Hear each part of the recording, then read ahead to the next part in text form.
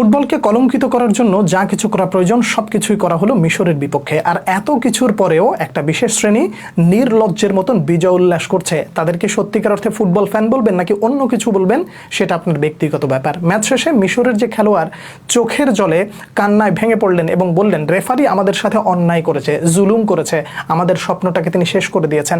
তার এই কথাগুলো কি একেবারেই অসত্য? একটু ডিকোড করার চেষ্টা করি। একই সাথে তিনি একটা কোরআনের আয়াত পড়েছেন, সেটা নিয়ে ভিডিওর শেষ অংশে একটু বলার চেষ্টা করব। প্রথমত, রেফারির যে সিদ্ধান্তটাকে বাংলাদেশের এক শ্রেণীর মানুষ ডিফেন্ড করছেন যে মোহাম্মদ সালাহর এই সিদ্ধান্তটা, অর্থাৎ সালাহকে যেভাবে ট্যাকেল করা হয়েছে ওটা পেনাল্টি ছিল না। পুরো ব্যাপারটাকে শুধুমাত্র এই একটা জায়গায় কুক্ষিগত করলে তো চলবে না, এবং পুরো বিষয়টা ভালো করে পার্ট বাই পার্ট একটু খুলে বলার চেষ্টা করছি, বোঝার চেষ্টা করেন। একেবারে সর্বপ্রথম যখন মিশরের একটা গোল বাতিল করা হলো, গোল হয়ে যাওয়ার পরে ভার চেক করে জানালো এটা ফাউল ছিল, তাই তো? এই যে চিত্রটা আপনারা দেখছেন, এই চিত্রে আপনার কাছে এটা দেখলে ফাউল মনে হবে, এবং এই যে সিদ্ধান্তটা আসছে, এই সিদ্ধান্তটা কে দিয়েছে? ভার দিয়েছে। এবার একটু লক্ষ্য করেন, একদম শেষ দিকে এসে মিশর যখন, অর্থাৎ মোহাম্মদ সালাহ যখন ডিবক্সের মধ্যে ঢুকে যায়, এক শ্রেণীর অ্যানালিস্ট এইটাকে ডিফেন্ড করতেছে যে সালাহকে কোনোভাবেই ফাউল করা হয় নাই এবং এটা ফাউল নয়। ভালো করে কথাটা বোঝার চেষ্টা করবেন। তারা শুধুমাত্র সালাদটাই দেখেছে, অন্য আর একটা জায়গায় যে ইনসিডেন্ট ঘটে যাচ্ছে সেটা তাদের নাই, সেখানে তাদের চোখ নাই। কারণ লজ্জা থাকতে হবে তো। নির্লজ্জের মতন যদি এইরকম জয়ের পর উল্লাস করতে পারে, তাহলে ওই লজ্জাটাকে বাদ দিয়ে থুয়ে এই একটা জায়গা নিয়ে তো পড়ে থাকবে, এটাই তো স্বাভাবিক। কেন আমি এই কথাগুলো বললাম? শুনতে তিতা লাগতেছে, লাগাটাই স্বাভাবিক। আমি ধরে নিচ্ছি মোহাম্মদ সালাহর এইটাকে ট্যাকেলটা ফাউল হয় নাই এবং এটা রাইট, কিন্তু ডিবক্সের মধ্যে ম্যাক অ্যালেস্টার যে আরেকজন খেলোয়াড়কে ফেলে দিচ্ছেন, এই জায়গাটা কেন ফাউল ধরা হলো না?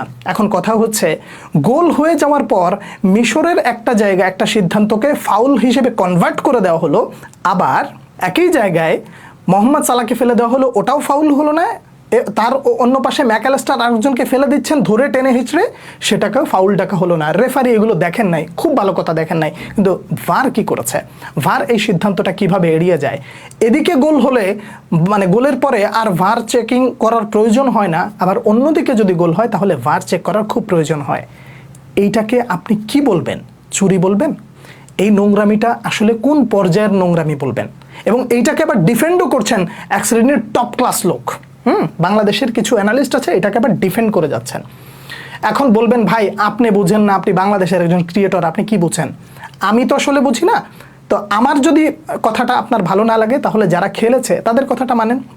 মিশরের কোচ তিনি সরাসরি বলেছেন আর্জেন্টিনাকে টুর্নামেন্টে টিকিয়ে রাখার জন্য শুধুমাত্র খেলাটা আয়োজন করা হয়েছে, এবং যতক্ষণ আর্জেন্টিনা টিকে থাকবে এতে ফিফার ইনকাম বেশি, এই কারণেই তাদেরকে রাখা হয়। সিদ্ধান্ত আমাদের বিপক্ষে যায়। আজকের দিনে আমরা সেরা ফুটবল খেলেছি, গোটা বিশ্ব দেখেছে আমাদের সাথে কি অন্যায় করা হচ্ছে। এখন আপনি বলবেন, ভাই এটা তিনি হেরে গেছেন বিধায় এই ধরনের কথাবার্তা বলছেন, হেরে যদি না যেতেন তাহলে এই কথাগুলো বলতেন না।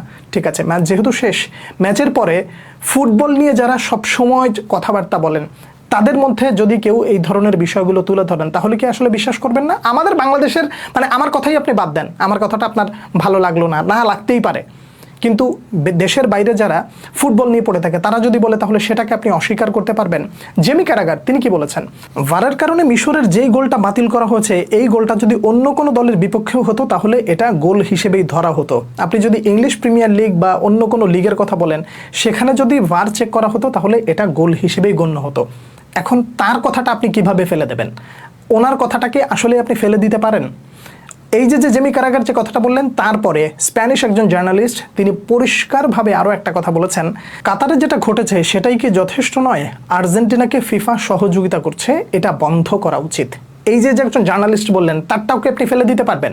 আচ্ছা, জার্নালিস্টের কথা বাদ দিলাম, এবং যারা মোটামুটি কমেন্ট্রির সাথে যুক্ত আছেন এবং ফুটবল অ্যানালিস্ট করেন তার কথাও বাদ দিলাম। একজন সাবেক ফুটবলার জালাতান ইব্রাহিমোভিচ তিনি যে কথাটা বলেছেন, সেটাকে কি আসলে আপনি কোনোভাবেই ছোট করে দেখতে পারবেন? তিনি বলেন, আমি বুঝতে পারি না কেন ফিফা আর্জেন্টিনাকে এত বেশি সুবিধা দেয়। মিশরের একটা গোল বাতিল হয়েছে, আবার আর্জেন্টিনাকে বিশ্বকাপের 12টা ম্যাচে, অন্তত শেষ 12টা ম্যাচে 8টা পেনাল্টি করার সুযোগ করে দিয়েছে।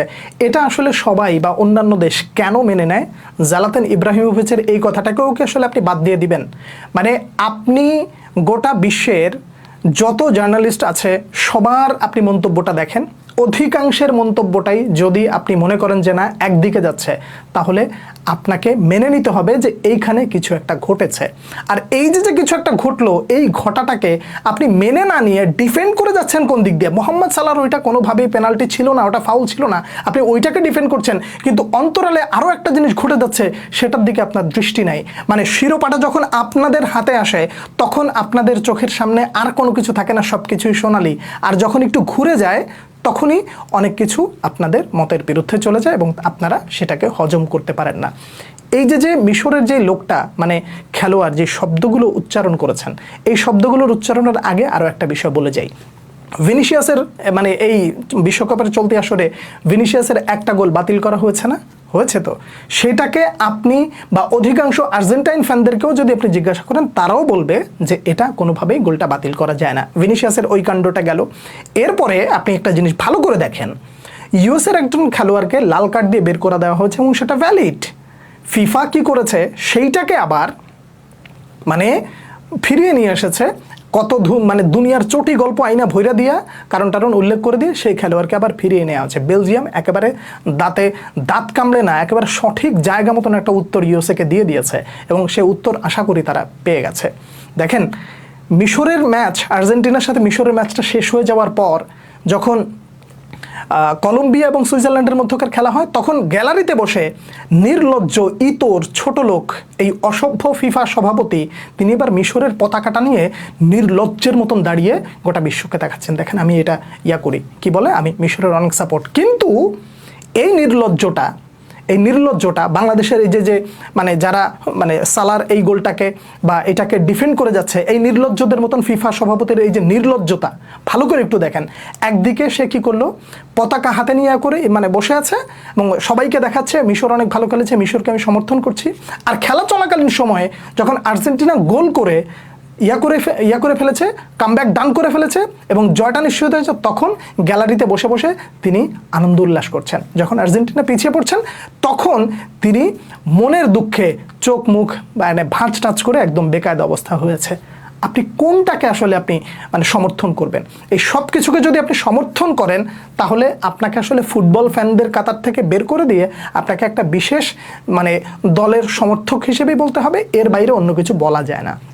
এবার আসেন, এই যে কোরআনের আয়াতটা যে পড়েছে যে হাসবুনাল্লাহু ওয়া নি'মাল ওয়াকিল, আমাদের জন্য আল্লাহই যথেষ্ট, একটা জিনিস খুব ভালো করে মনে রাখবেন, আমি আজ বাদে কাল পৃথিবী থেকে চলে যেতে পারি, কিংবা পরবর্তী প্রজন্ম যখন আসবে তারাও এই জিনিসগুলো মনে রাখবে। আপনাদের কাছে একটা খোলামেলা আলাপ বলে যাই, আর্জেন্টিনা ইংল্যান্ডের সাথে যে অন্যায়টা করেছিল, অর্থাৎ ম্যারাডোনা ওই যে হাত দিয়ে গোল দিয়ে যে অন্যায়টা করেছিল, ইংল্যান্ডের সাথে যেই আচরণটা করেছিল ম্যারাডোনা, সেটার জন্য তারা একটা দীর্ঘ সময় কিন্তু পস্তাইছে এবং মানুষের কাছে আজ অবধি চোরের লকব হিসেবে তাদেরকে মোটামুটি মানুষ পরিচিতি দেয় এবং একই সাথে তাদের অর্জনকে মানুষ খাটো করে দেখে। আর মিশরের সাথে যেটা হলো, এগুলোর জন্য আর্জেন্টিনা দীর্ঘদিন পস্তাবে। মিশরের খেলোয়াড়ের যে মনের যে আক্ষেপ, দুঃখ, কষ্টটা, এই যে ব্যাপারগুলো ঘটে গেছে না, এইগুলো মানে একটা বদদোয়ার মতন থেকে যাবে এবং একটা ফুটবল মানে নেশন উঠে আসতে মানে তাদের উপরে একটা কালো ছায়া থেকে যাবে। ইংল্যান্ডের সাথে যে আচরণটা করেছিলেন, ওইটার পরে আপনাদের উপরে যে একটা কালো ছায়া ছিল, মানুষের ভেতর থেকে বদদোয়া ছিল, খারাপ লাগা ছিল, আশীর্বাদ ছিল না, ঠিক একই জিনিসটা মিশরের সাথে ঘটার পর এবং ফিফা যেইভাবে সহযোগিতা করে যাচ্ছে আর্জেন্টিনাকে, তাদের উপর থেকে একটা কালো ছায়া থেকে যাবে। পরবর্তী প্রজন্মকে তারা মানে পরবর্তী প্রজন্ম, যেমন আমরা ম্যারাডোনার ব্যাপারটা নিয়ে মানে আলোচনা করি, পরবর্তী প্রজন্ম ম্যারাডোনা সহ এই জিনিসগুলোকে চুরি হিসেবে আখ্যা দিবে যে ফিফা একটা দলকে বিশেষ মানে ক্ষমতায়নে বিশেষ আচরণের কারণে ফিফা একটা দলকে সুবিধা দিয়েই তাদের অর্জনের ঝুলিটাকে মোটামুটি আলাদা করা হয়েছে। ক্রিশ্চিয়ানো রোনালদোকে নিয়ে মেসির সাথে যে ডিবেটটা চলে, এই ডিবেট নিয়ে পরবর্তী মানে পরের ভিডিওতে আমি কিছু একটা আলোচনা করার চেষ্টা করছি, সেটা অবশ্যই দেখবেন। আর এই যে এতক্ষণ আলোচনা করলাম, এই বিষয়ের কোন কোন জায়গায় আমি ভুল বলেছি, যদি আমার কোথাও ভুল থাকে প্লিজ আমি আবারও বলছি, যদি আমার কোথাও ভুল থাকে আমাকে আমার ভুলটা বলেন, আমি আমার ভুলটা শুধরে নেব। আর যদি আমার ভুল না থাকে আপনি আপনার সঠিক মতামতটা জানাবেন। একই সাথে এই নির্লজ্জ নির্লজ্জদের মতন এই ফুটবল বিশ্বকাপে যা হচ্ছে, এই নির্লজ্জের বিষয়গুলো আপনার চারপাশে যেগুলো ঘুরছে তাদেরকে দয়া করে একটু বোঝানোর চেষ্টা করেন, না হলে তাদের থেকে আপনি নিজেকে মুক্ত রাখবেন বলে আমি ব্যক্তিগতভাবে মনে করছি। আপনাদের সামনে আমি যা বুঝেছি সেটাই তুলে ধরলাম। কে কি মনে করছেন জানাবেন পরবর্তী ভিডিওতে। আবার দেখা হচ্ছে, সে পর্যন্ত অনেক অনেক ভালো থাকবেন। আল্লাহ হাফেজ।